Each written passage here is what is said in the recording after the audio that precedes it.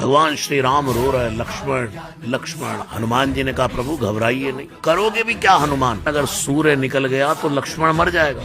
हनुमान जी ने कहा प्रभु सूर्यदेव मेरा स्वभाव जानते, बचपन में भूख लगी थी प्रभु, मैं बाल समय बख्श लिया था। हनुमान जी कहते जब तक बूटी लेकर नहीं आऊंगा सूरज को उगने नहीं दूंगा। दूसरा, आप कहते हैं अगर अमृत चाहिए, अमृत चंद्रमा में है तो चंद्रमा को कपड़े की तरह निचोड़ करके सुधा से लाओ, वहां से ले आऊंगा। तीसरी बात तो हनुमान जी ने ऐसी कह दी कि पूरा समाज हक्का बक्का रहे। राम जी रोते रोते कह रहे हनुमान मौत आगे बढ़ रही है, और हनुमान जी ऐसे कि प्रभु आप कहते हैं मौत लक्ष्मण को खा जाएगी, मैं आपकी कसम खा के कहता हूँ आज मौत को ही मार दूंगा, दुनिया में कभी कोई मरेगा ही।